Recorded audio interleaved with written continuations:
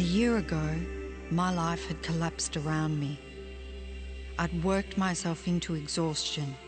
My father died suddenly, and my relationships were in turmoil. Little did I know at the time, out of my greatest despair was to come the greatest gift.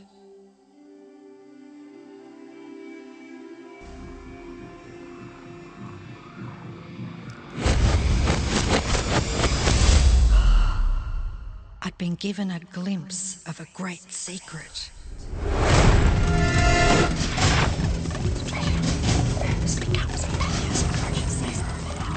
I began tracing the secret back through history.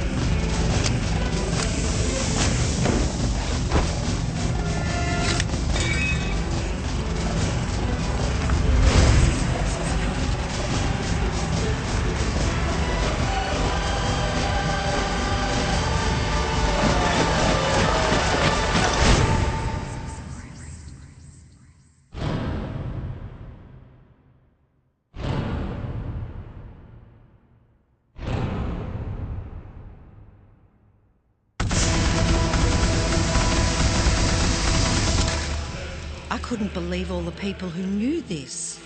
They were the greatest people in history.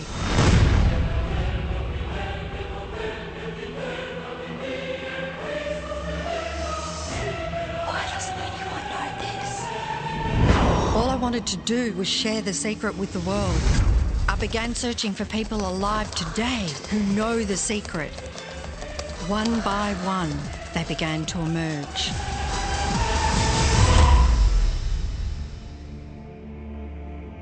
You know, this secret gives you everything you want. Happiness, health, and wealth. You can have, do, or be anything you want. We can have whatever it is that we choose. I don't care how big it is. What kind of a house do you want to live in? Do you want to be a millionaire? What kind of a business do you want to have? Do you want more success? What do you really want? I've seen many miracles take place in people's lives. Financial miracles, miracles of physical healing, mental healing, healing in relationships. All of this happened because of knowing how to apply the secret. This is the great secret of life.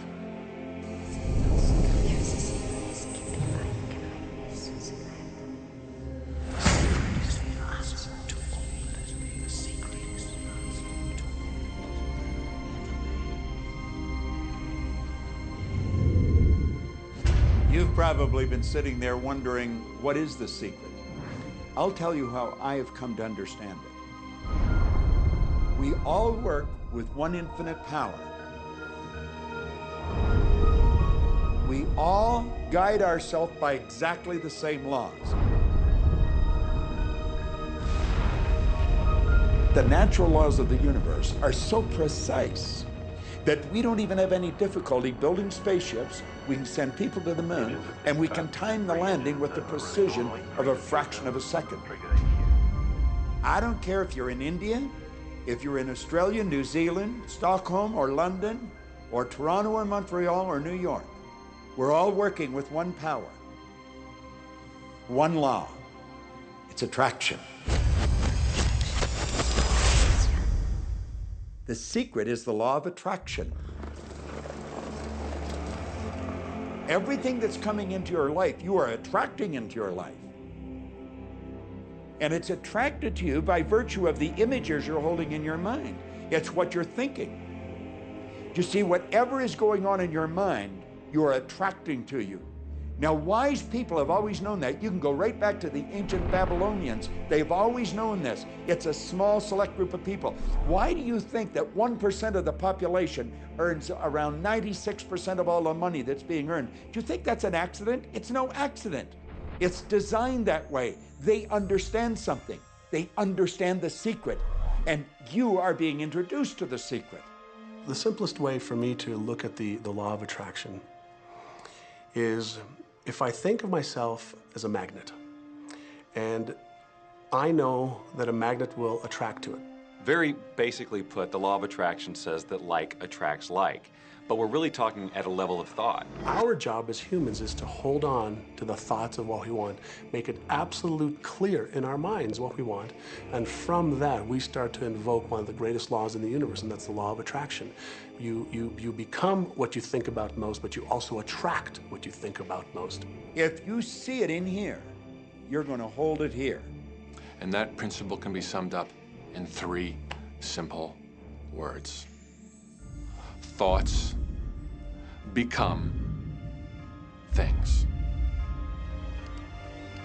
What most people don't understand is a thought has a frequency. Every thought has a frequency. We can measure a thought. And so if you're thinking that thought over and over and over again, or if you're imagining in your mind, okay, having that brand new car, having the money that you need, building that company, finding your soulmate, if you imagine what that looks like, you're emitting that frequency on a consistent basis. Thoughts are sending out that magnetic signal that is drawing the parallel back to you. See yourself living in abundance, and you will attract it. It always works. It works every time with every person. Here's the problem. Most people are thinking about what they don't want, and they're wondering why it shows up over and over and over again. The law of attraction doesn't care whether you perceive something to be good or bad, or whether you don't want it or whether you do want it. It's responding to your thoughts. So if you're sitting there looking at a mountain of debt, feeling terrible about it, that's the signal you're putting out into the universe. Wow, I feel really bad because of all this debt I've got. You're just affirming it to yourself. You feel it on every level of your being. That's what you're going to get more of.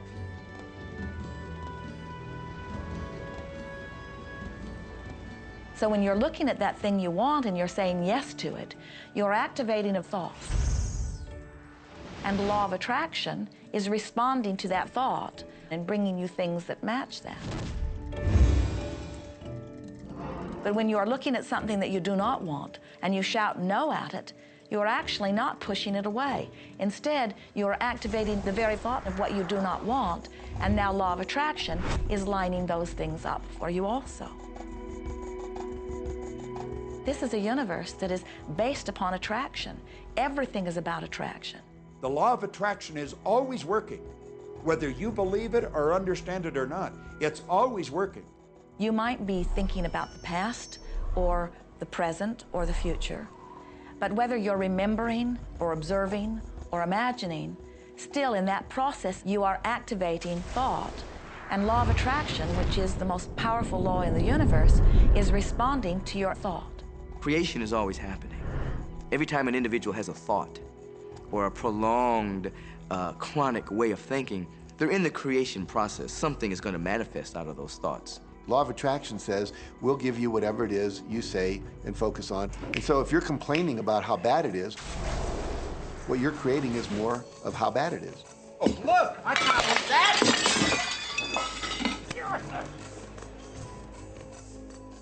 I had a student named Robert.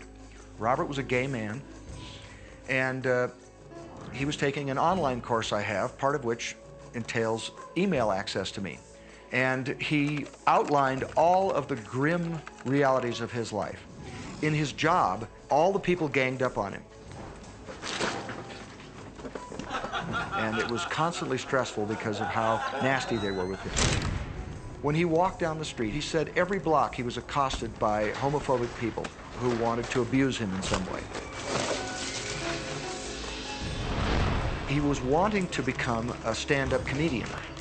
And when he went out and did a stand-up comedy job, everybody heckled him about being gay.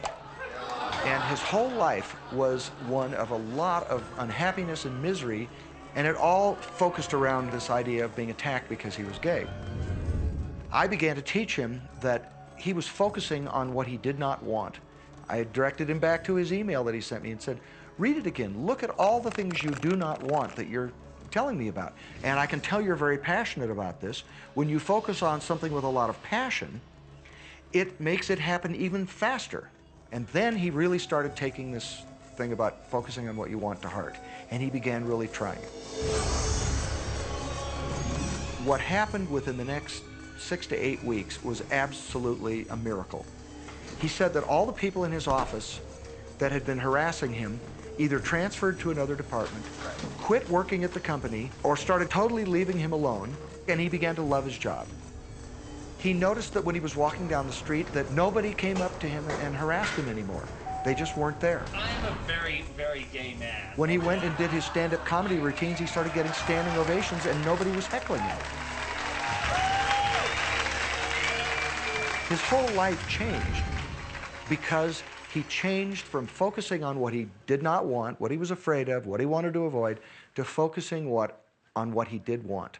So we may be very positive in our outlook and orientation, and we tend to attract positive people and positive events and circumstances. We may be very negative in our orientation, or very angry, in which case we tend to attract negative, angry people and negative, angry circumstances. And so you end up attracting to you the predominant thoughts that you're holding in your awareness, whether those thoughts are conscious or whether they're unconscious. That's the rub. If you look very carefully when it comes to the secret and the power of our mind and the power of our intention in our daily lives, it's all around us. All we got to do is open our eyes and look.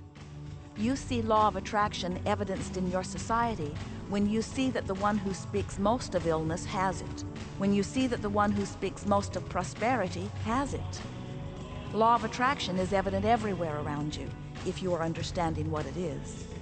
It has to do with you being a magnet, attracting thought, attracting people, attracting events, attracting lifestyle.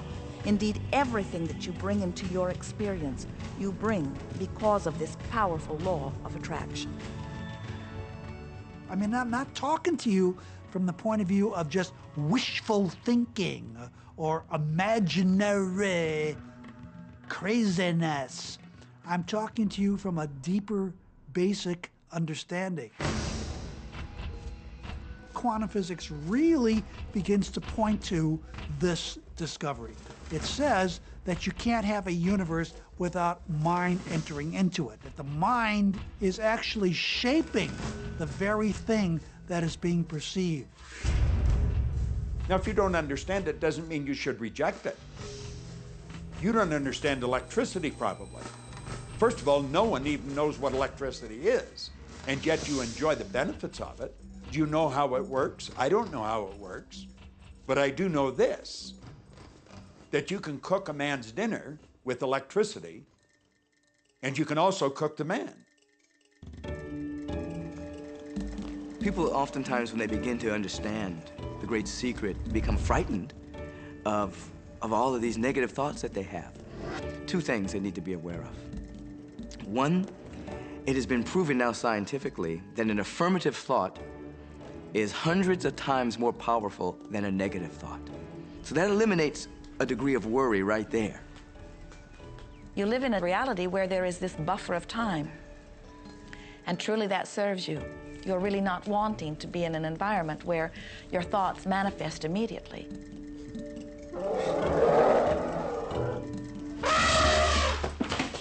The evidence is long in coming, and that is really a good thing. So you want to become aware of your thoughts, you want to choose your thoughts carefully, and you want to have fun with this, because you are the masterpiece of your own life. You are the Michelangelo of your own life. The David that you are sculpting is you, and you do it with your thoughts. The leaders in the past who had the secret wanted to keep the power and not share the power. So they kept people ignorant of the secret. People went to work, they did their job, they came home. They were on a treadmill with no power because the secret was kept in the few. We live in a universe in which there are laws. Just as there's a law of gravity, if you fall off a building, it doesn't matter whether you're a good person or a bad person, you're gonna hit the ground. Everything that's around you right now in your life, including the things you're complaining about, you've attracted. Now, I know at first blush that's going to be something that you hate to hear. You know, you're going to immediately say, I didn't attract the car accident. I didn't attract this particular client. I didn't particularly attract the debt. I didn't attract whatever it happens to be that you're complaining about.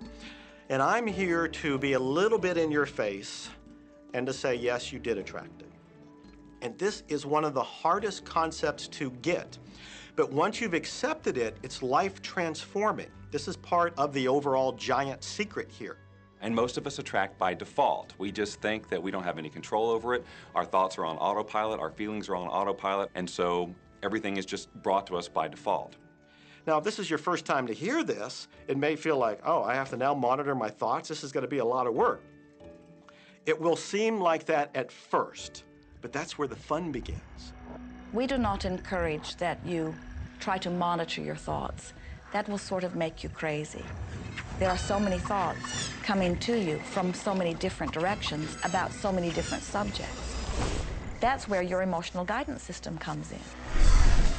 Your emotions, your emotional guidance system is what helps you to understand what you're thinking. So your thoughts cause your feelings. The emotions are this incredible gift that we have to let us know what we're attracting. There are only two emotions from our perspective. One feels good and one feels bad. You call them all sorts of different things, but essentially, all of those negative emotions, whether you call it guilt or anger or frustration, all feel much the same. They do not feel good. And all of those are guidance saying that which you are thinking about right now is not in line with what you are really wanting. On another level, it's called bad frequency or bad vibes or whatever you want to call it.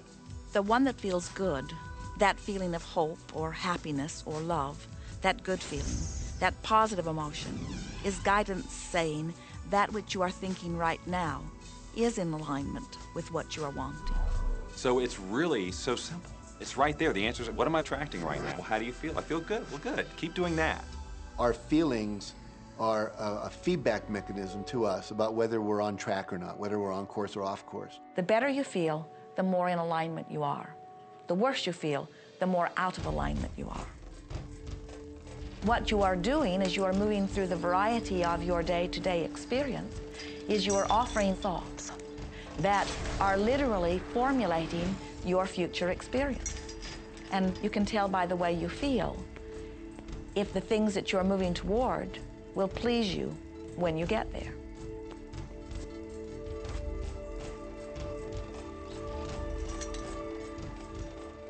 Whatever it is you are feeling is a perfect reflection of what is in the process of becoming.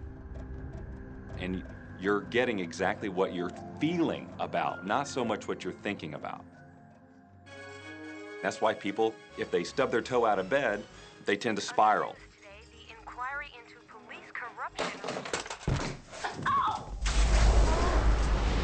The whole day goes like that, you know?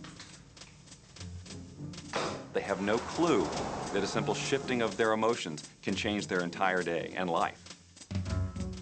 If you start out having a good day and you're in that particular happy feeling, as long as you don't allow something to change your mood, you're going to continue to attract, by the law of attraction, more situations, circumstances, people that sustain that happy feeling. Good days, bad days, rich get richer, poor get poorer. It's all about what these people are predominantly and continually feeling. You can begin right now to feel healthy. You can begin to feel prosperous. You can begin to feel the love that's surrounding you, even if it's not there.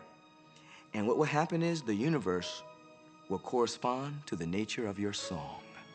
The universe will correspond to the nature of that inner feeling and manifest, because that's the way you feel.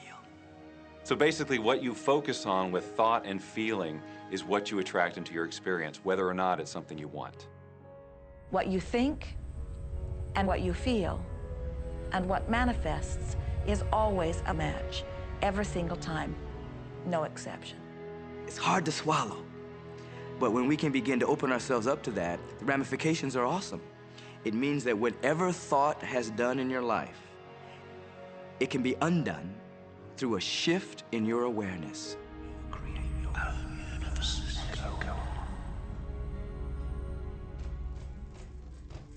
It's really important that you feel good, because this feeling good is what goes out as a signal into the universe and starts to attract more of itself to you. So the more you can feel good, the more you will attract the things that help you feel good, and it'll keep bringing you up higher and higher. When you're feeling down, do you know that you can change it like that? Put on a beautiful piece of music. Start singing. That'll change your emotion. Or think of something beautiful. Think of a baby. Maybe one you love. And dwell on it. Really keep that thought in your mind. Block everything out but that thought. I guarantee you'll start to feel good. This principle applies to your family pet, for instance, which I believe are wonderful because they put you in a great emotional state. When you feel love for your pet, that's a great state of love. It's going to bring goodness into your life. What a gift that is. And when you begin to get the hang of this, when you begin to guide your thoughts based upon the way they feel, and you begin to notice the correlation between what you're feeling and thinking and what's coming back to you, before you know it, you will know that you are the creator of your own reality. And those who are watching from a distance will stand in amazement at the perfect life you live. Since I learned the secret and started applying it to my life has truly become magical. I think the kind of life that everybody dreams of, and I live on a day-to-day basis. I live in a $4.5 million mansion. I have a wife to die for. I get to vacation in all the fabulous spots of the world. I've climbed mountains, I've explored, I've been on safaris. And all of this happened and continues to happen because of knowing how to apply the secret. Life can be absolutely phenomenal, and it should be, and it will be, when you start using the secret.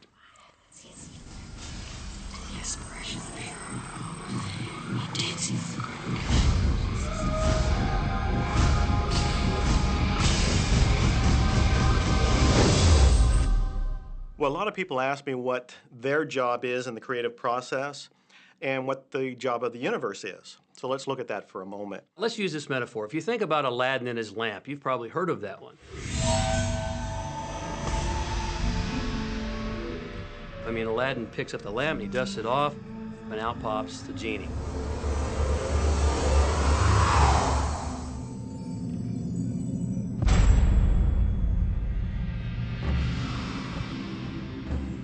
And the genie always says one thing. Your wish is my command. If you trace the story back to its origins, you know, we now think that there's 3 wishes, but if you trace the story back to its origins, there's absolutely no limit whatsoever to the wishes. Think about that one.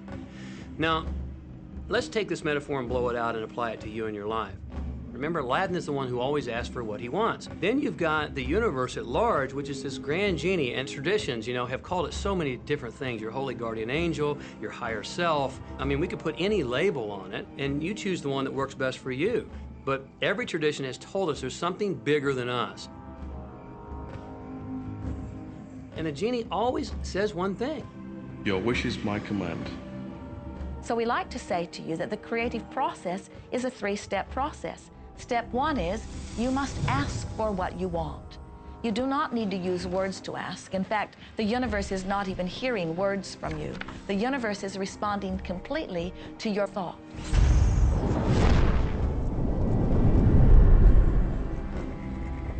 What do you really want? Sit down and write it out on a piece of paper. Write it in the present tense. You might begin by writing, I am so happy and grateful now that, and then explain how you want your life to be in every area. And this is really fun. This is like having the universe as your catalog, and you flip through it and you go, well, I'd like to have this experience, and I'd like to have that product, and I'd like to have a person like that. It is you just placing your order with the universe. It's really that easy. The second step is answer, an answer to what you're asking. And that is not your work in your physical form. The universe will do that step for you. All of the universal forces are responding to the thoughts that you have set into motion. Your wish is my command. And the universe will start to rearrange itself to make it happen for you. Most of us have never allowed ourselves to want what we truly want because we can't see how it's going to manifest. If you do just a little research, it is going to become evident to you that anyone that ever accomplished anything did not know how they were going to do it. They only knew they were going to do it. You don't need to know how it's going to come about. You don't need to know how the universe will rearrange itself.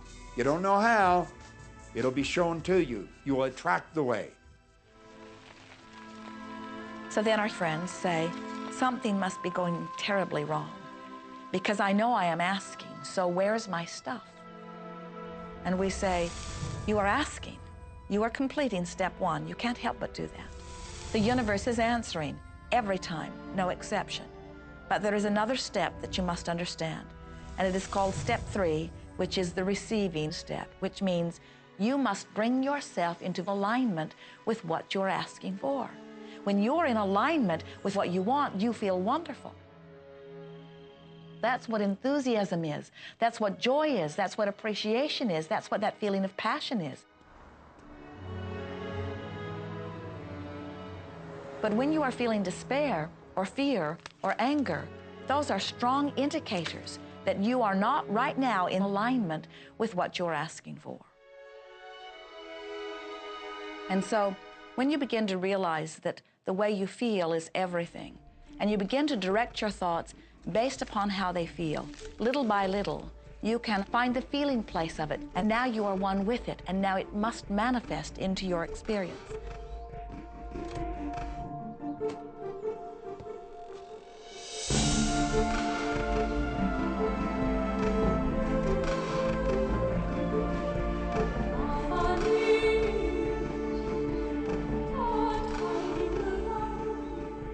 And when you turn that fantasy into a fact, you're in the position to build bigger and better fantasies. And that, my friend, is the creative process.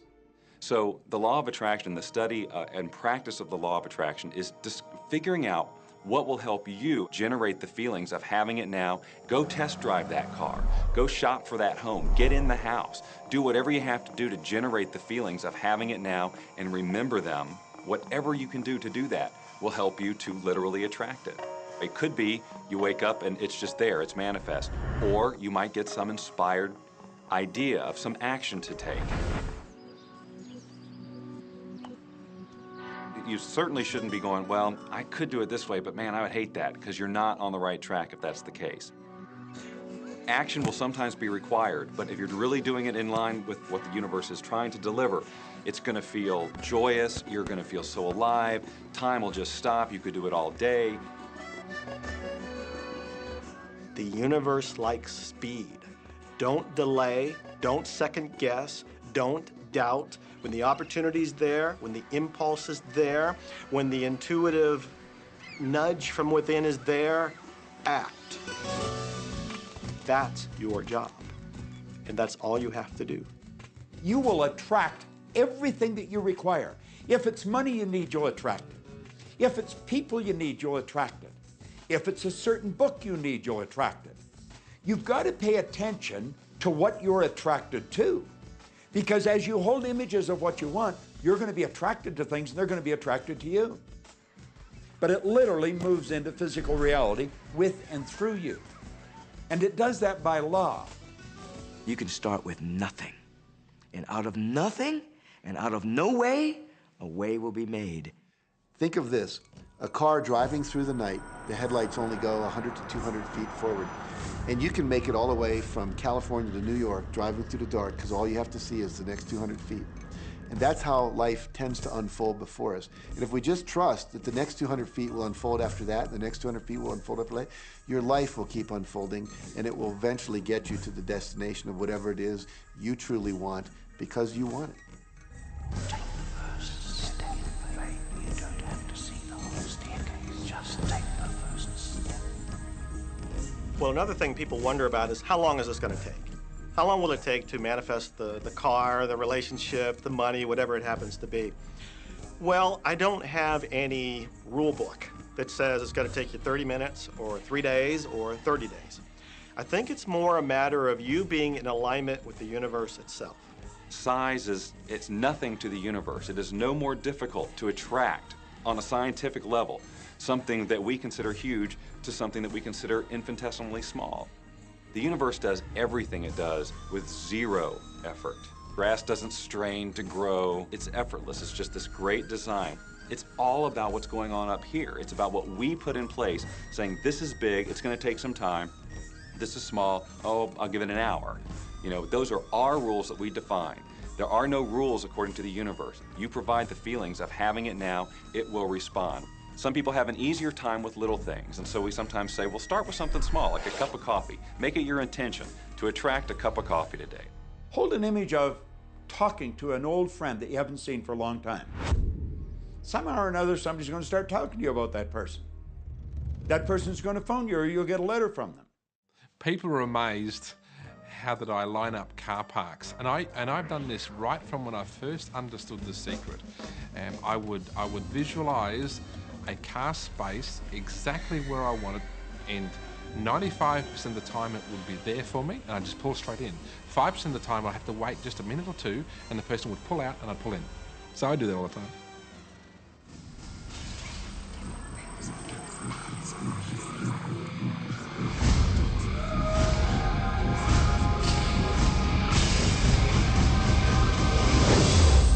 A lot of people feel stuck or in prison or confined by their current circumstances. And I'm trying to point out that whatever your circumstances right now, that is only your current reality. And current reality will begin to change as a result of watching this and beginning to use the secret. But sometimes it feels like you're stuck because you continue to think the same thoughts over and over again. And so you tend to get the same results over and over again. And the reason is because most people offer the majority of their thought in response to what they are observing. You see, if you're just looking at what is, then you're just thinking about what is. And when you think about what is, law of attraction gives you more of it. And then if you just observe what is, then you're just thinking about what is. And law of attraction gives you more of what is. And then if you just observe, well, we've been over this, haven't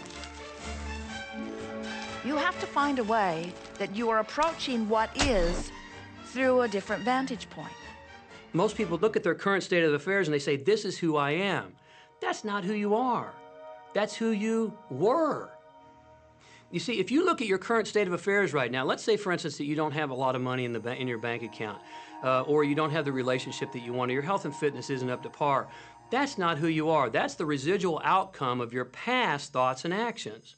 So we're constantly living in this residual, if you will, of the thoughts and the actions we've taken in the past. When you look at your current state of affairs and define yourself by that, then you doom yourself to have nothing more than the same in the future. All that we are is the result we have thought. Okay, what can you do right now to begin to turn your life around? I'll tell you 2 or 3 things.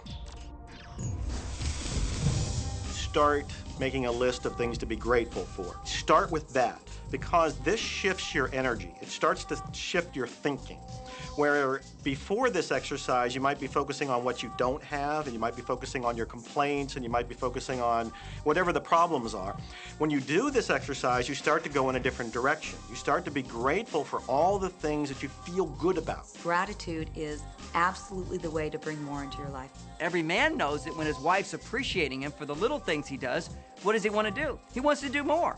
It's always about appreciation. It pulls things in. It attracts support. I've said for many years that whatever we think about and thank about, we bring about. Because that's that feeling that you have to have, you know. And so for me, it's been such a powerful exercise every morning to get up and say thank you. Every morning when my feet hit the floor, thank you. And then I start running through what I'm grateful for as I'm going to brush my teeth and do the things I do in the morning. And I'm not just thinking about them and doing some rote routine, but I'm putting it out there and I'm feeling the feelings of gratitude. Because as soon as you start to feel differently about what you already have, you will start to attract more of the good things, more of the things you can be grateful for. Because you can look around and say, well, look, I don't have the car I want, I don't have the house I want, I don't have the health I want, I don't have the spouse I want. Whoop, back up, back up. Those are all the things you don't want. Focus on what you already have that you're grateful for. And it might be you have the eyes to watch this. It might be the clothes that you have. Yes, you might prefer something else, and you might get something else pretty soon if you start feeling grateful for what you have. I think everybody goes through times when they say, oh man, things aren't working right, or things are going bad, and there were some things going on in my family, and I found a rock. I was just sitting here holding this rock. You might see me carrying around. I found a rock. I stuck it in my pocket, and I said, you know what? Every time I touch this rock, I'm going to think of something that I'm grateful for. And so every morning when I get up in the morning, I pick it up off the dresser, I put it in my pocket, and I go through the things that I'm grateful for. At night, what do? You empty your pocket, and there it is again. And I've had some different experiences with that. I've had some amazing experiences. I had a guy from South Africa, and he saw me drop it. He said, what is that? Well, what's that? I explained it to him, so he started calling it a gratitude rock. Gratitude rock. 2 weeks later, I got an email from him from South Africa. And he said, my son is dying from a rare disease. It's a type of hepatitis. He said, would you send me 3 gratitude rocks? Now, they're just rocks I found off the street, you know? So I said, sure. I had to make sure that the rocks were very special. And so I went out to the stream, looked, picked out the right rocks, and sent them off to him. 4 or 5 months later, I get an email from him. He said, my son's better. He's doing terrific. And he said, but you need to know something. He says, we've sold over 1,000 rocks at $10 a piece as gratitude rocks, and we've raised all this money for charity. Thank you very much. And so it's very important to be in an attitude of gratitude, as I call it. Another thing that I would suggest that you do right now to turn your life around, and this is so huge that I can't find the words to describe just how powerful this can be for you.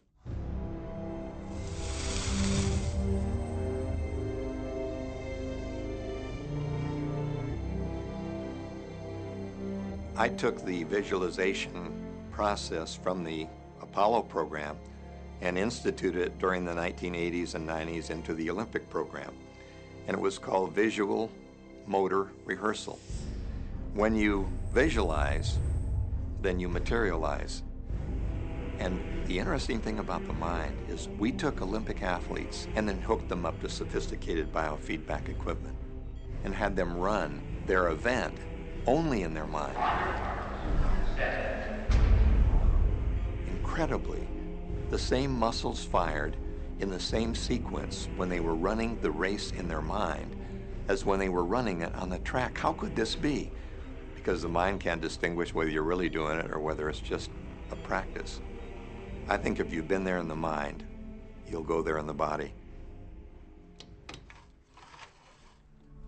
When you're visualizing, when you've got that picture playing out in your mind, always and only dwell upon the end result.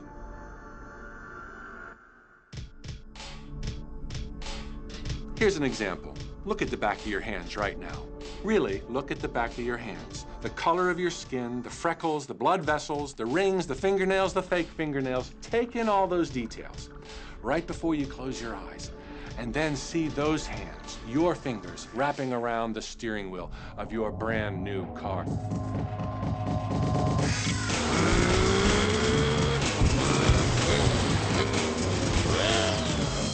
This is such a holographic experience, so real in this moment, that you don't even feel like you need the car because it feels like you already have it. It's the feeling that really creates the attraction, not just the picture or the thought. And I think for a lot of people, they think, well, if I think positive thoughts, or if I visualize having what I want, that'll be enough.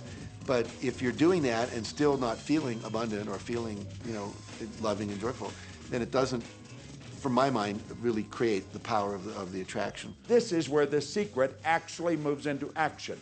You put yourself in the feeling place of really being in that car, not, oh, I wish I could get that car, or someday I'll have that car, because that's a very definite feeling associated with that. It's not in the now, it's not, it's in the future. If you stay in that feeling, it will always be in the future. Feel the joy, feel the happiness, no matter how silly it seems in that dark and quiet room, and you're going, woohoo! Do it! A lot of people will say, come on, do I have to do that? How bad do you want change?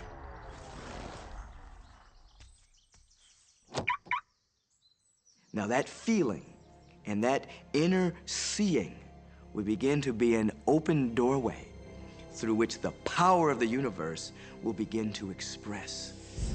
What power is, I cannot say. All I know is that it exists. Our job is not to figure out the how. The how will show up out of the commitment and the belief in the what. The hows are the domain of the universe. It always knows the shortest, quickest, fastest, most harmonious way between you and your dream. If you turn it over to the universe, you will be surprised and dazzled by what is delivered to you. This is where magic and miracles happen. Well, I would say you want to do this virtually daily, but my disclaimer is this should never be a chore.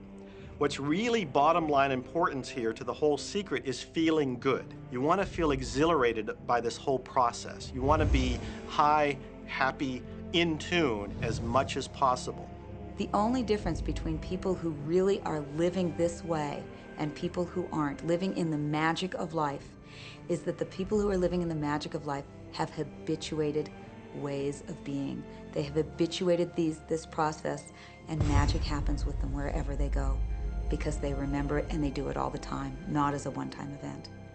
People hold that for a while, and they're really a champion at it. And they say, you know what, I'm fired up, I saw this program, and I'm gonna change my life. And yet, results aren't showing, and beneath the surface, it's just about ready to break through. And someone will look at the surface results and go, this stuff doesn't work. And you know what? The universe says, your wish is my command. And it goes down. Knowing the law of attraction, I wanted to really put it to use and to see if it was, what would happen. And in 1995, I started to create something called a vision board, where I take something that I would want to achieve, or something that I want to attract, like a car or a watch or the soulmate of my dreams, and I'd put a picture of what I wanted up on this board called the vision board. And every day I would sit in my office and I would look up at this board and I would start to visualize. I would really get into the state of having already acquired it. I was getting ready to move as we put all the furniture, all the boxes put into storage. And I made 3 different moves over a period of 5 years. And then I ended up in California and bought this house, renovated it for a year, and then had all the stuff brought from my former home 5 years earlier. One morning, about 7:30 in the morning, my son comes into my office, and one of the boxes that was sealed for 5 years was right at the doorstep. And my son, Keenan, was sitting on the box, banging away at the box. And I said, sweetheart, will you please stop? I'm doing some work here. And he says, what's in the boxes, Daddy? And I said, well, honey, those are my vision boards. What's a vision board? I said, well, it's where I put all my goals up. I cut them out and I put all my goals up as something that I want to achieve in my life. And of course, at 5.5 years old, he didn't understand it. So I said, sweetie, let me just show you, because that'll be the easiest way to do it. And so I cut the box open. And when I pulled up the vision boards, there was a picture on there of a home that I was visualizing 5 years earlier. And what was shocking to me was we were living in that house, not a house like it. I had bought my dream home, renovated it, and didn't even know it. But I looked at that house, I started to cry because I was just blown away.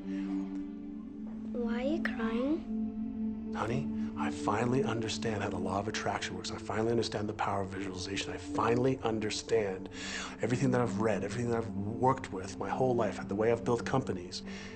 It worked for my home as well. And I bought our dream home and didn't even know it. It is the preview of life's attraction. Decide what you want. Believe you can have it. Believe you deserve it. Believe it's possible for you. And then close your eyes every day for several minutes and visualize having what you already want and feeling the feelings of already having it. Come out of that and focus on what you're grateful for already. And really enjoy it, okay? And then go into your day and release it to the universe and trust that the universe will figure out how to manifest it.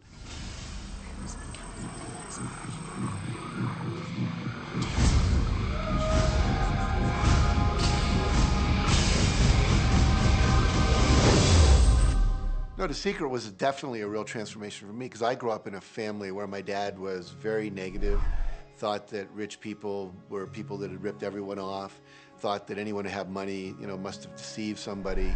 And so I grew up with a lot of beliefs about money, that if you had it, it made you bad. Only evil people have money. And, money doesn't grow on trees. That was a big one. Who do you think I am, Rockefeller? That was one of his favorite phrases. So I grew up truly believing that life was difficult, that it was hard, you had to struggle.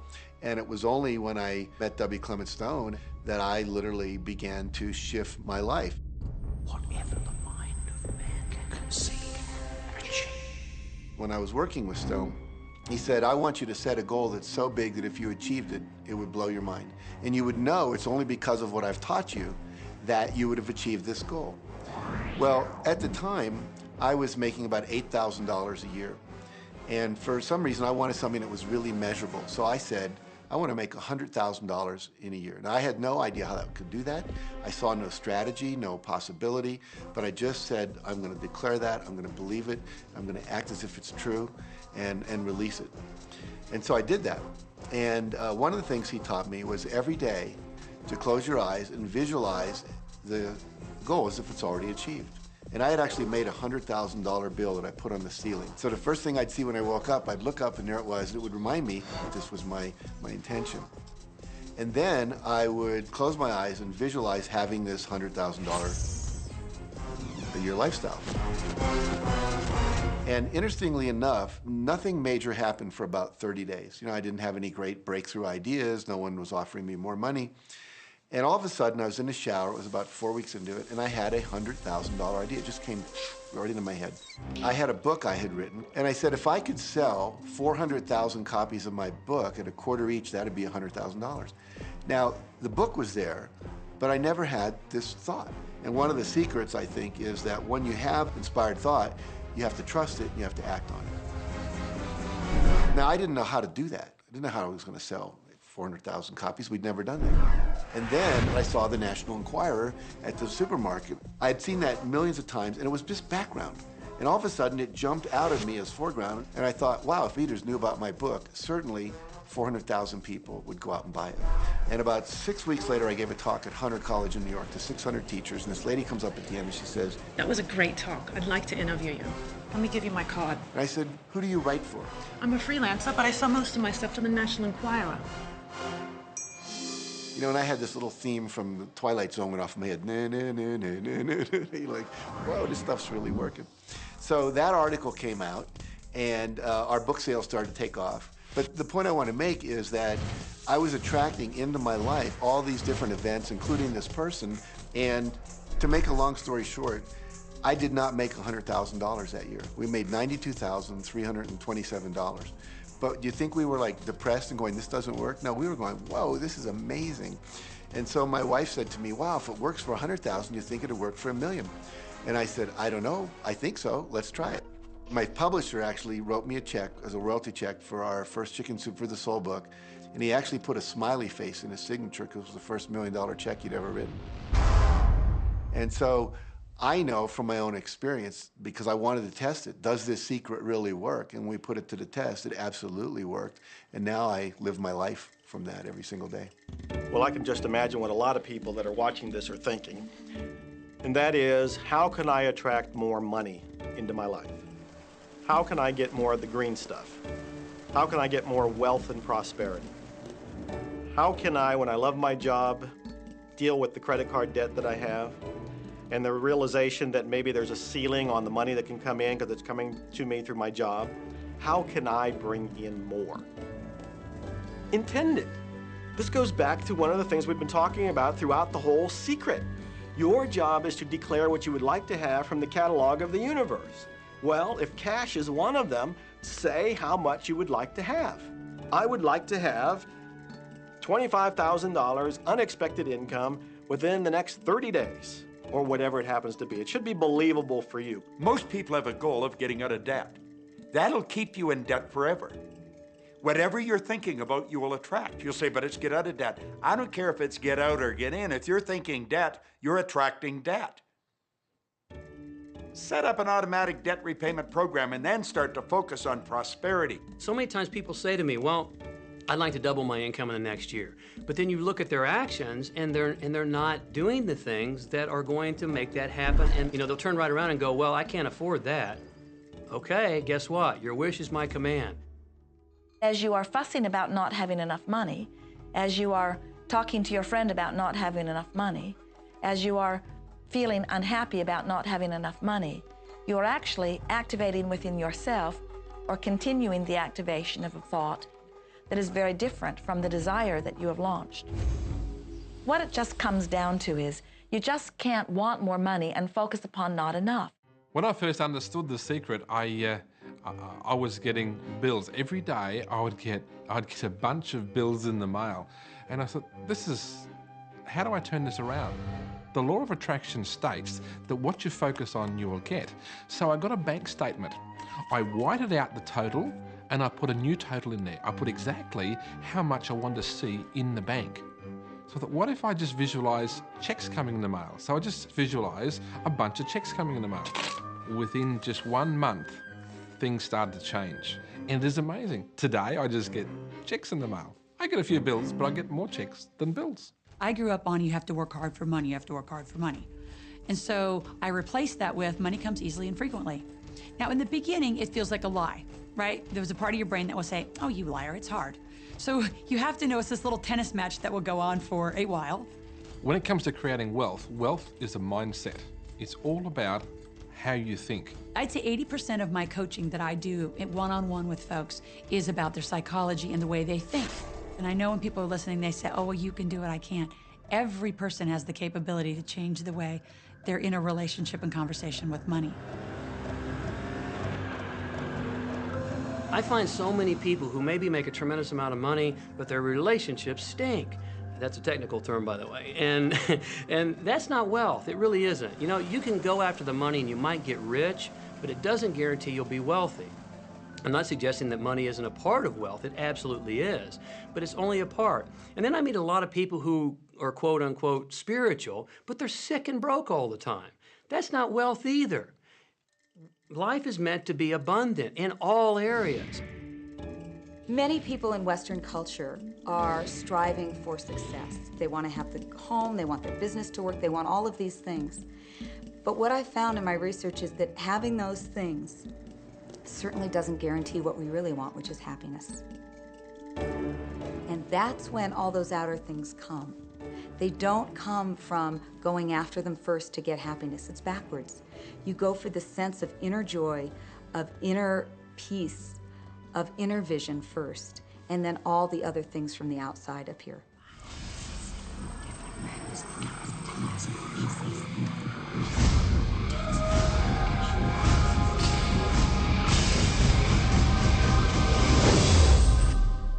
The secret means for me actually that we are creators of our universe, and that every wish of what we want to create will manifest in our life.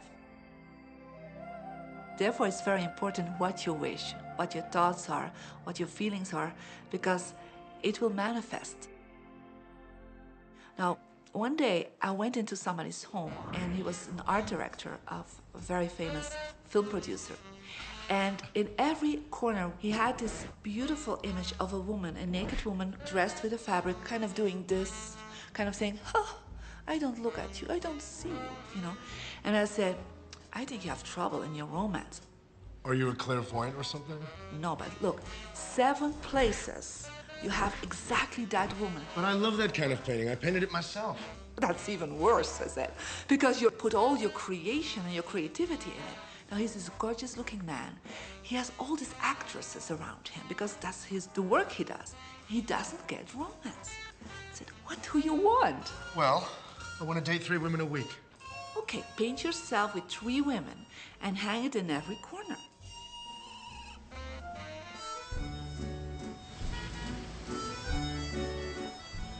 6 months later, see him in Europe and said, how is your love life? Great. They just call me. They all want to date me. Because that's your wish. Now I have like 3 dates a week. They're fighting over me. Good on you. But I really want to stabilize a little bit. I want marriage, and I want romance. Well, paint it, okay? So he painted a beautiful romantic relationship. And a year later, he got married and is very happy. Because he put another wish out. But he wished it in himself for years, but it did not happen. Because his wish could not manifest because the outer level of himself, his house, was just contradicting himself all the time. So if you know this knowledge, you should start playing with it. Inside relationships, it's important to first understand who's coming into the relationship. And I don't mean about your partner, I mean about you. How can you ever expect anyone else to enjoy your company if you don't enjoy your own company? And so, again, the law of attraction, or the secret, is about bringing that into your life, and you've got to get really, really clear. Here's the question I would ask you to consider. Do you treat yourself the way that you want other people to treat you?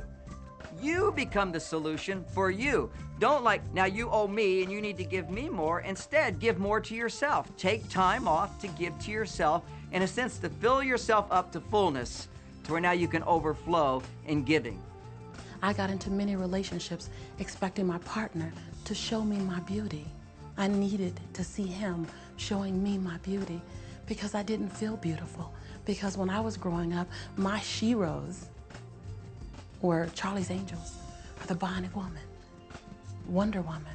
And though they were wonderful women, none of them looked like me. It wasn't until I stopped and I fell in love with Lisa, full lips, round hips, mocha skin, afro, that the rest of the world began to fall in love with Lisa. There's something so magnificent about you. I have been studying me for 44 years. I want to kiss myself. Because you're going to get to love yourself. I'm not talking about conceit. I'm talking about a healthy respect for yourself. And as you love yourself, you'll love others. Sometimes people will say, those people at work are so negative, or the man I live with is so angry, or my children are so worrisome to me. And we say, you must orient yourself to the best part of those people who surround you. We encourage that you get a notebook and that you make a list of the positive aspects of the people that you spend a lot of time with.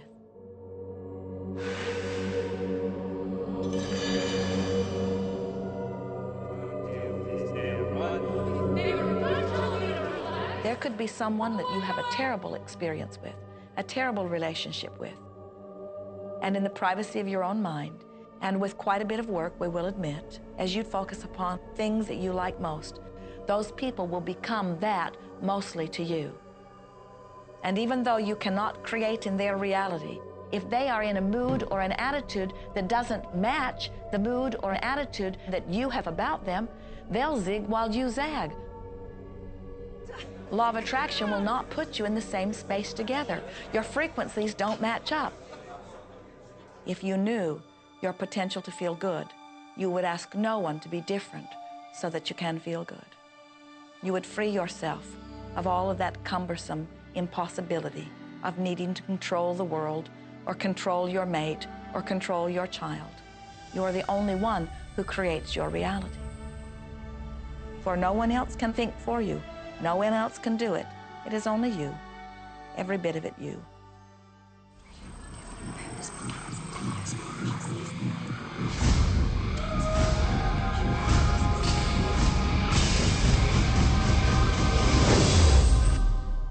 It's important to recognize that our body is really the product of our thoughts.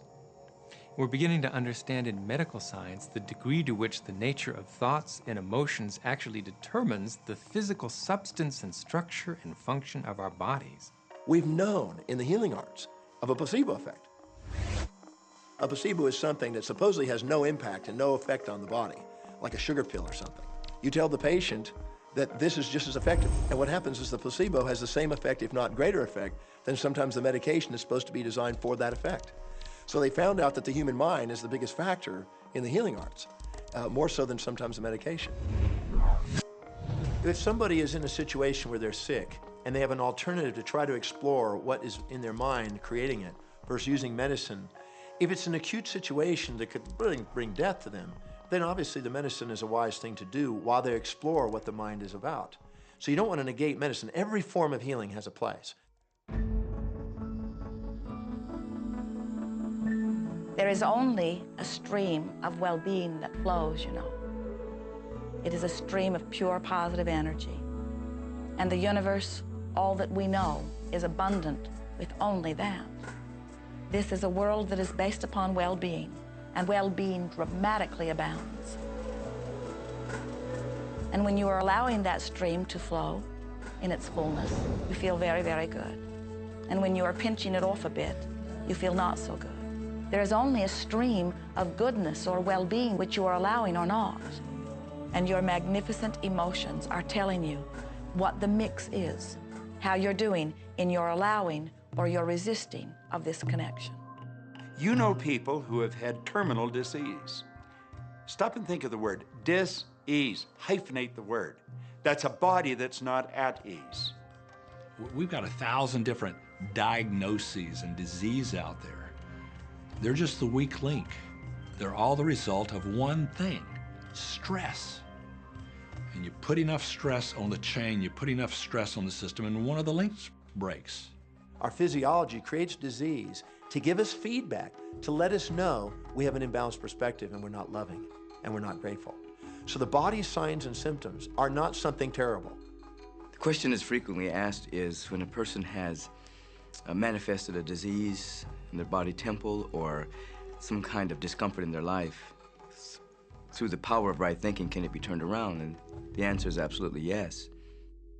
On November 23rd, I was diagnosed with breast cancer.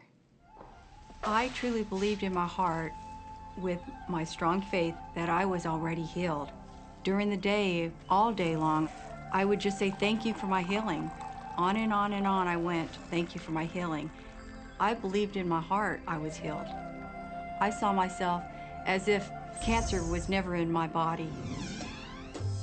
One of the things I did to heal myself was to watch very funny movies. That's all we would do, is just laugh, laugh, laugh. We couldn't afford to put any stress in my life because we knew stress was one of the worst things you can do while you're trying to heal yourself. From the time I was diagnosed, which was November 23rd, to the time I was healed totally was approximately 3 months. And that's without radiation and chemotherapy. Well, we come with a basic program. It's called self-healing. You get a wound, it grows back together. You get a bacterial infection, the immune system comes and takes care of those bacteria and heals it up. The immune system is made to heal itself. Dis-ease cannot live in a body that's in a healthy emotional state. Your body is casting off millions of cells every second, and it's creating millions of new cells. In fact, literally, parts of our body are replaced every day. Other parts take a few months, other parts a couple of years. But within a few years, we have a brand new physical body. If you have a disease and you're focusing on it and you're talking to people about it, you're going to create more disease cells. See yourself living in a perfectly healthy body. Let the doctor look after the disease. Can you feel the difference between having painful arthritis in your hips and feeling fearful about it, or having painful arthritis in your hips and feeling hopeful about it? The difference between fearful and hopeful is the difference between recovery or not. Happier thoughts lead to essentially a happier biochemistry, a happier, healthier body. Negative thoughts, stress, have been shown to seriously degrade the body and the functioning of the brain, because it's our thoughts and emotions that are continuously reassembling, reorganizing, recreating our body. Remove physiological stress from the body, and the body does what it was designed to do. It heals itself. I've seen kidneys regenerated. I've seen cancer dissolved. I've seen eyesight improve and come back. I always say that incurable means curable from within. You can change your life and you can heal yourself.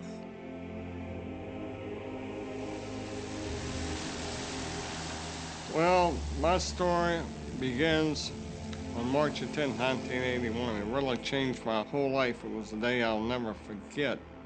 I crashed an airplane.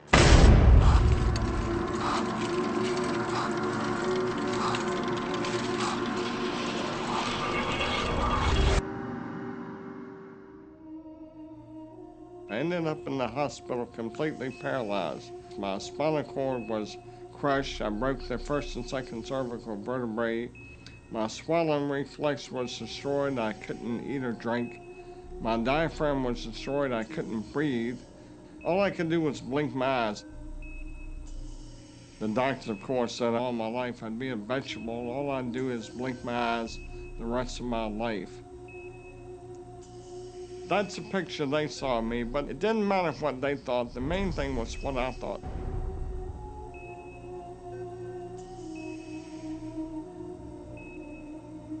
I picture myself being a normal person again, walking out of that hospital.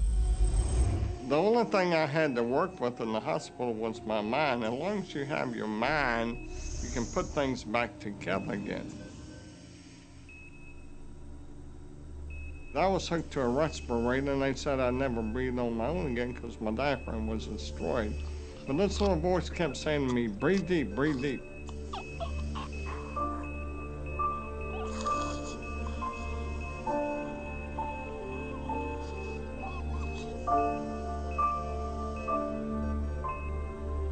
Finally, I was weaned from it.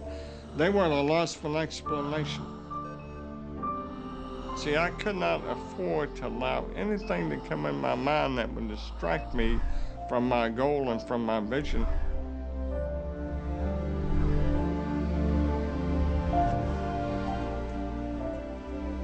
Well, I set a goal to walk out of the hospital on Christmas. That was my goal.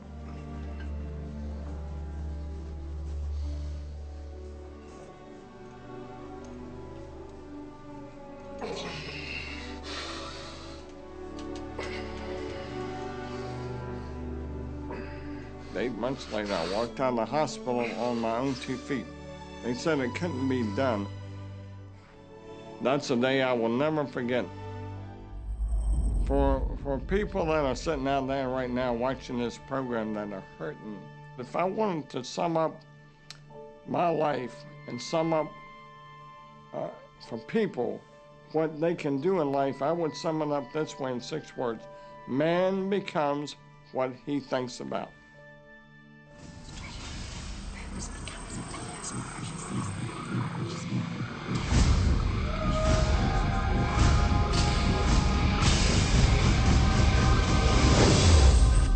We notice that there are so many people who are living life in a very conditional way. They look out and they see things that are wonderful and they say, yes, we want more of those. We would vote for that. We would support that with our time and energy and money.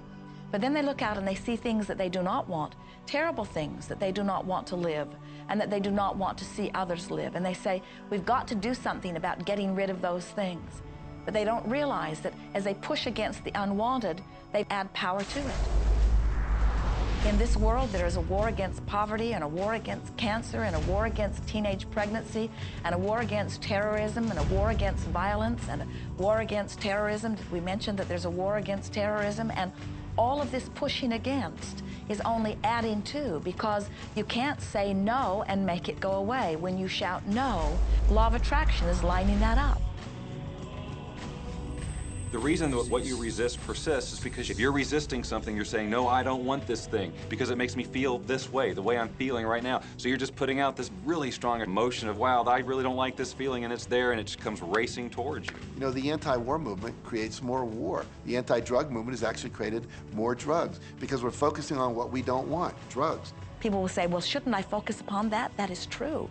And we say, that is like saying, because someone gave their attention to something they did not want long enough that now it is manifested, I should do it too. And we say, we don't really understand that reasoning. Mother Teresa was brilliant. She said, I will never attend an anti-war rally. If you have a peace rally, invite me. You know, she knew. She understood the secret. I mean, look what she manifested in the world. So if you're anti-war, be pro-peace. If you're anti-hunger, be pro people having more than enough to eat. If you're anti a particular politician, be pro his opponent. Often elections are tipped in the favor of the person that people are really against because he's getting all the energy and all the focus.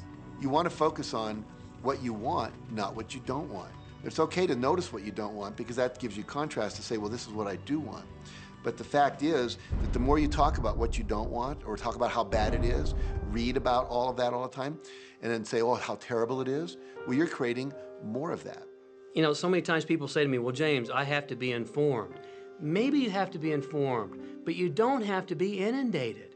Learn to become still and to take your attention away from what you don't want and all the emotional charge around it and place the attention on what you wish to experience. I always say when the voice and the vision on the inside become more profound and more clear and loud than the opinions on the outside, you've mastered your life.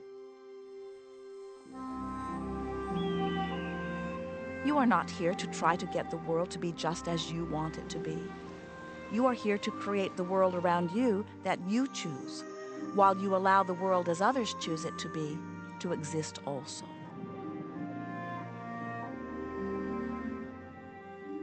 One of the questions I get almost all the time, and it's probably on somebody's mind right now if it's not on yours, and that's the idea that, well, if everybody uses The Secret and they all treat the universe like a catalog, aren't we going to run out of stuff? Won't everybody just make a run for it and bust the bank?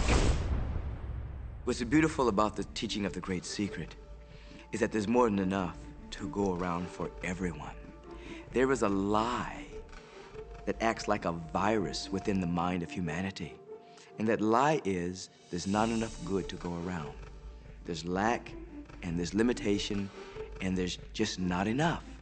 That lie has people living in fear, greed, stinginess, and those thoughts of fear, greed, stinginess, and lack become their experience. So the world has taken a nightmare pill. Now, the truth is, there's more than enough good to go around. There's more than enough creative ideas. There's more than enough power.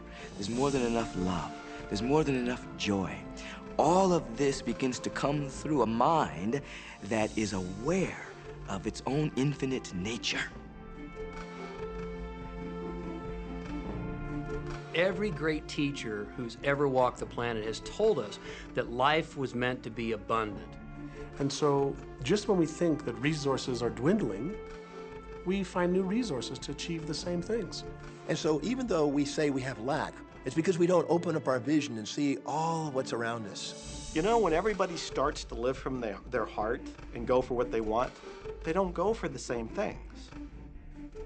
That's the beauty of this. We don't all want BMWs. We don't all want the same person.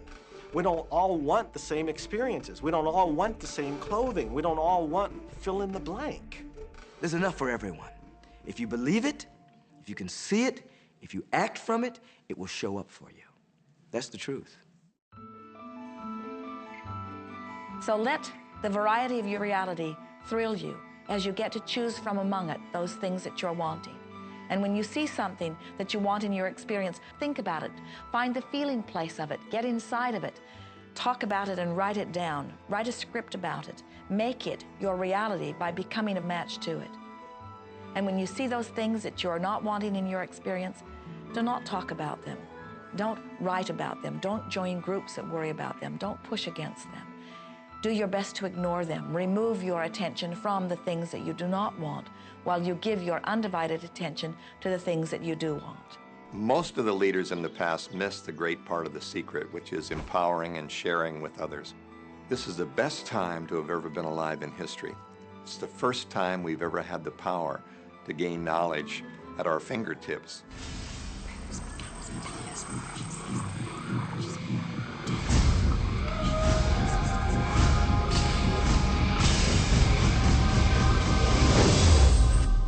When we look around us, even at our own bodies, what we see is the tip of the iceberg.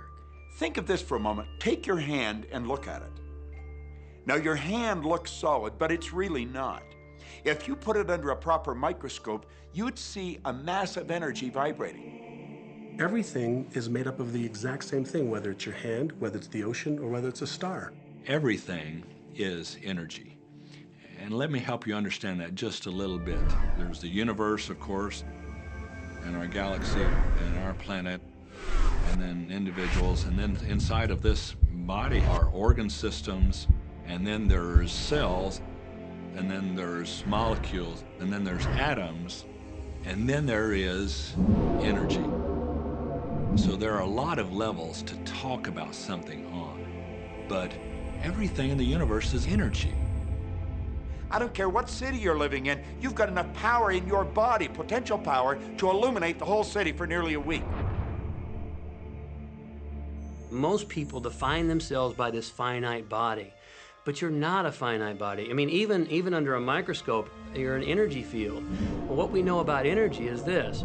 You go to a quantum physicist and you say, what creates the world? And he or she will say, energy. Well, describe energy. Okay, it can never be created or destroyed. It's always was, always has been. Everything that ever existed always exists. It's moving into form, through form, and out of form. Okay, great. You go to a theologian and you ask the question, what created the universe? And he or she will say, God. Okay, describe God. Always was and always has been, never can be created or destroyed, all that ever was, always will be, always moving into form, through form, and out of form. You see, it's the same description, just different terminology. And so if you think you're this meat suit running around, think again. You're a spiritual being. You're an energy field operating in a larger energy field. We're all connected. We just don't see it. There isn't an out there and an in here. Everything in the universe is connected. It's just one energy field. You are extensions of source energy, and you are here in these magnificent bodies, but your bodies have distracted you, for the most part, from who you really are. You are source energy. You are eternal beings. You are God force. You are that which you call God. Scripturally, we could say that we are the image and the likeness of God. We could say we are another way that the universe is becoming conscious of itself. We could say that we are the infinite field of unfolding possibility. All of that would be true. Every great tradition has told you that you were created in the image and the likeness of the creative source. That means that you have God potential and power to create your world, and you are. You are. And maybe you've created things to this point that are wonderful and worthy of you, and maybe you haven't. The question I'd ask you to consider is, do the results you have in your life, are they what you really want? And are they worthy of you? If they're not worthy of you, then when would now be the right time to change those? Because you have the power to do that. The power is under our control. You know, a lot of people feel like they're victims in life, and they'll often point to past events, perhaps growing up with an abusive parent or in a dysfunctional family. And I would add as a parenthesis here that most psychologists believe that about 85% of families are dysfunctional. So it's like all of a sudden you're not so unique. My parents were alcoholics, my dad abused me, my mother divorced him when I was 6. From the age of 13 to 18, I was involved in street gangs. I had a severe motorcycle accident. I was homeless at one point in Dallas. I lived in poverty for 15 years in Houston. When I was a child, I had learning difficulties, and I was considered learning disabled, and I was told I would never read, write, or communicate, never amount to anything, not go very far in life. I mean, that's almost everybody's story in some form or not. So that's just called so what. The real what is, what are you going to do now? What do you choose now? Because you can either keep focusing on that or you can focus on what you want. And when people start focusing on what they don't want falls away. And that part expands and the other part disappears. We are wanting you to come to the place where you're beginning to offer your thought deliberately, where you're guiding your thoughts on purpose, where you are the creator of your own experience because you are the manager of your own thoughts. The beautiful thing about the law of attraction is that you can begin where you are, and you can begin to think, real thinking, and you can begin to generate within yourself a feeling tone of harmony and happiness. The law will begin to respond to that. So now you start to have different beliefs, like there is more than enough in the universe, or you have the belief that everything goes right for me. Or you have the belief that I'm not getting older, I'm getting younger. We can create it the way we want it by using the law of attraction. And you can break yourself free from your hereditary patterns, cultural codes, social beliefs, and prove once and for all that the power within you is greater than the power that's in the world. Some of you may be thinking, well, that's very nice, but I can't do that, or she won't let me do that, or he'll never let me do that, or I haven't got enough money to do that, or I'm not strong enough to do that, or I'm not rich enough to do that, I'm not. Every single I'm not is a creation. Whether you can or you can't, you are right. Are there any limits to this? Absolutely not. We are unlimited beings. We have no ceiling. The capabilities and the talents and the gifts and the power that is within every single individual on this planet is unlimited.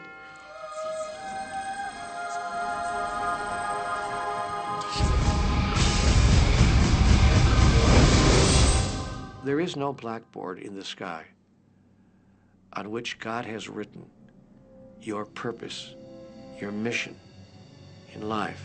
There's no blackboard in the sky that says, Neil Donald Walsh, a handsome guy who lived in the first part of the 21st century, who, colon, then there's a blank, you know, and all I have to do to really understand what I'm doing here, why I'm here, is to find that blackboard and find out what God really has in mind for me. But the blackboard doesn't exist. So your purpose is what you say it is. Your mission is the mission you give yourself. Your life will be what you create it as, and no one will stand in judgment of it now or ever. It took a lot of years for me to get this, because I grew up very much with this idea that, you know, there was something I was supposed to do, and if I wasn't doing it, I was like, God wouldn't be happy with me, you know? When I really got that my primary aim was to feel and experience joy, then I began to do only those things which brought me joy. We have a saying, you know, if it ain't fun, don't do it, you know? Joy, love, freedom, happiness, laughter. That's what it is. And if you've just experienced joy sitting there and meditating for an hour, by golly, do that. If you experience joy eating a salami sandwich, then do that. When I pet my cat, I'm in a state of joy. When I walk in nature, I'm in a state of joy. So I want to constantly put myself in that state. And when I do that, then all I have to do is have the intention of what I want, and what I want manifest. So inner happiness actually is the fuel of success. Anything that makes you feel good is always going to be drawing in more. You are listening to this right now. It's you that drew this into your life. It's your choice whether you want to take it and utilize it. If it feels good, if it doesn't feel good, then you know, let it go.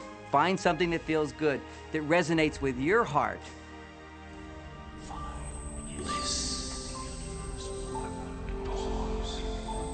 Joseph Campbell said, "Follow your bliss." We think those are the best words we have ever heard spoken from a human tongue. And if one could follow one's bliss, you would follow the trail to abundance and well-being on all subjects. Enjoy life with us, because life is phenomenal. It's a magnificent trip. You will live in a different reality, a different life, and people will look at you and say, "What do you do different than me?" Well, the only thing that is different is that you work with a secret. And then you can do and have and be things that people will say that's impossible for you to do and have and be. We're really now moving into a new era.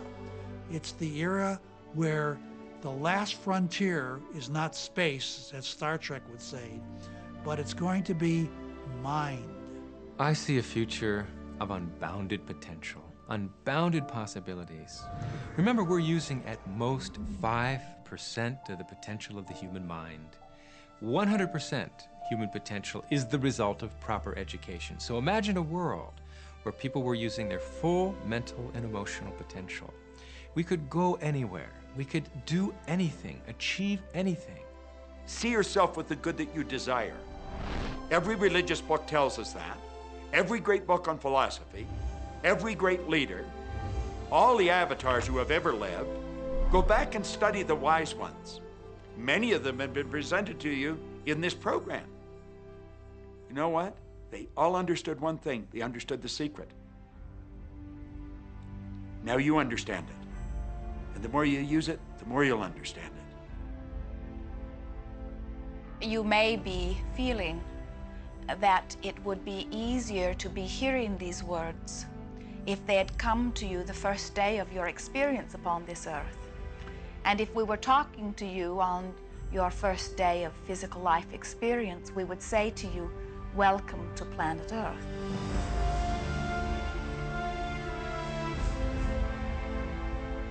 There is nothing that you cannot be or do or have. You are a magnificent creator, and you are here by your powerful and deliberate wanting to be here. Go forth, giving thought to what you are wanting, attracting life experience to help you decide what you want. And once you have decided, giving thought only unto that. Most of your time will be spent collecting data that will help you decide what it is you want. But your real work is to decide what you want and then to focus upon it. For it is through focusing upon what you want that you will attract it. That is the process of creating. I believe that you're great, that there's something magnificent about you. Regardless of what has happened to you in your life, regardless of how young or how old you think you might be, the moment you begin to think properly, there's something that is within you, there's power within you that's greater than the world, it will begin to emerge. It will take over your life. It will feed you. It will clothe you. It will guide you, protect you, direct you, sustain your very existence if you let it. Now that is what I know for sure.